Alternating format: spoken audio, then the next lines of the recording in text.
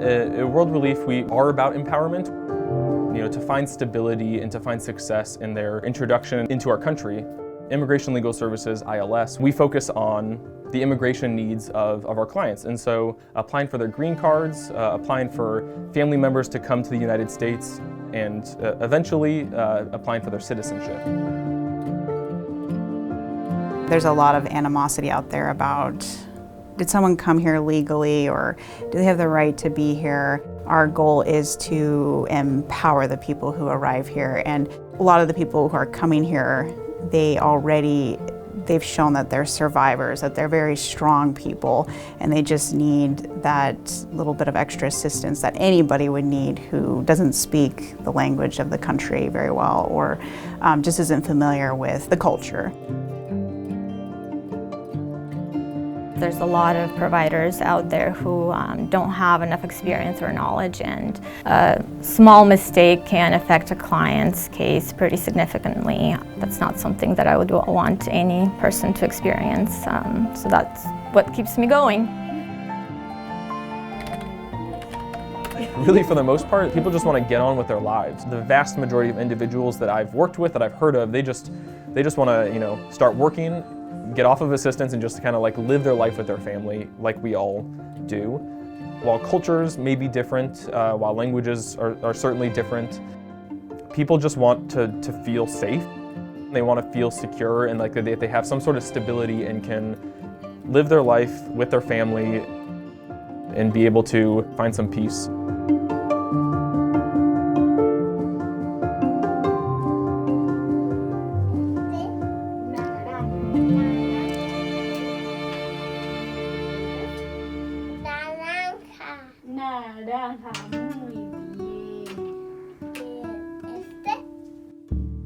Immigration can get complicated pretty quickly depending on the client's history. Angie came at a time where there were a lot of changes going on because of the new administration. 4 years ago, then I just have a tourist visa. I just came visit my brother, and I met my husband, and now I'm here. The majority of our community come to United States for a better future, for the American dream. You have to work for it, and that's it. In Venezuela, it's practically impossible. You have to work for it, but you work for it, and you are not going to find it. She was mostly scared of getting picked up and then losing her child, or having to go back to Venezuela and leaving her child behind here in the United States. So in Angie's situation, she was nervous because she was here out of status. She had a child who was a U.S. citizen. Her husband was a U.S. citizen, but unfortunately she had no status, so she was staying at home. She wasn't willing to go out much. At World Relief, we're able to walk alongside the person that's applying for the process. We're able to walk them through all the requirements, especially if a person's going through it on their own. They might not understand what exactly the government is wanting in terms of paperwork. I tried by myself one time, and I never sent the forms because I was like, don't even know if this is correct. Juliana took my case, and she told me this is not the correct birth certificate that immigration wanted. And I was like, I have this one, I can't do this. They're just getting a request, we need a different birth certificate, but they don't know where and what is wrong with the one that they provided. In Angie's case, it was her birth certificate, which translation was not completely accurate. Here at World Relief, we're able to provide clients with low-cost services, as well as we have some donated funds that we're able to use to cover those costs as well. So you have some time. You would need to live with your husband for 3 years as a permanent resident before we can actually start the process with your citizenship application. That made me feel safe and confident. I just want to take advantage of all opportunities that United States have to prepare myself every day to be better.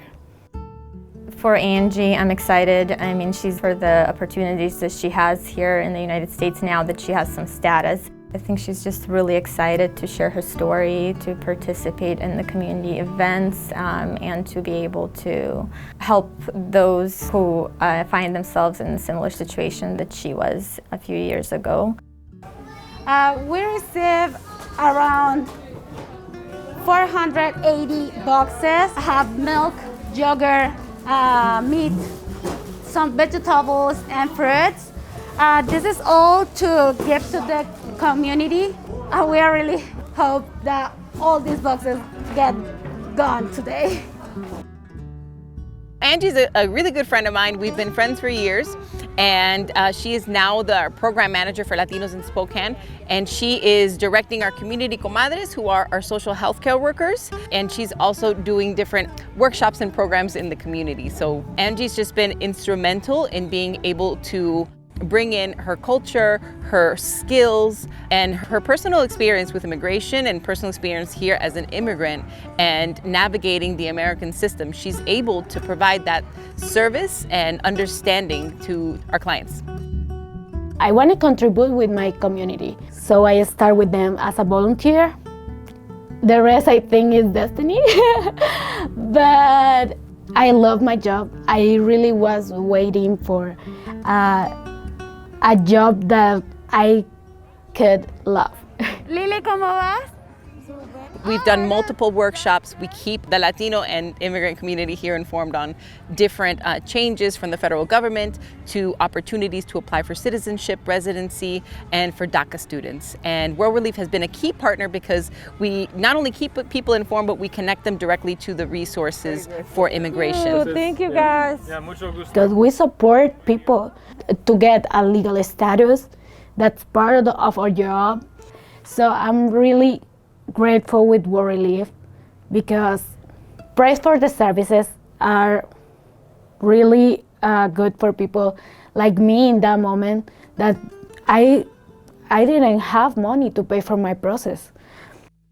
Good to see you. Yeah, I think I can apply for a citizenship in 2 years. I'm really grateful because World Relief and Jennifer, Latinos in Spokane, Cirque, they changed my life at the moment that I get my permanent residence.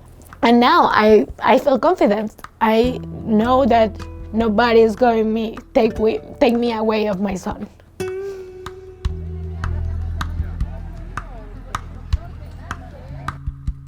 Fundraising is very important in general for what we do. Just the work that we've done has been almost doubled in some senses. A case that would have processed very quickly, we're working on it for years, whereas in the past it would have just been maybe 1 year. And then our clients just don't have the resources also to pay for, services or the assistance that they need. We can't do the work that we do alone without the support, from our state, from our government, but also from our local Spokane community, from individuals, from businesses. We, of course, want to be able to provide accessible legal services, but it's not just this green card, it's not just this certificate of citizenship that says you belong here, but it's our whole community stepping up and saying, you belong here. So I invite you to join in our work. We would love for you to donate to make our services more accessible. Every dollar that comes in allows us to reduce the legal fees that an immigrant is paying to us. I also understand, maybe you're not in a place to donate. That's okay. We would love to have you to volunteer, to provide your services. If you're an attorney, would love some pro bono help. You have a place here. You belong with World Relief, with ILS, and welcoming everyone to our community, and we ask that you join us in that. Realize that to be here in the United States and born here in the United States is a privilege because it's a country with a lot that you can enjoy and you are going to be fine. I'm just excited when she becomes a citizen and her whole family can enjoy the benefits of what it means to be a citizen and be free to live their life and to build the life that they want here in the United States. Helping our clients navigate a complex and frankly lengthy process, from arrival to, our goal of citizenship is that we really do get to walk with them through so many different changes. And I want to be able to make legal services more accessible. It truly changes the trajectory of a life, and it truly helps build a home.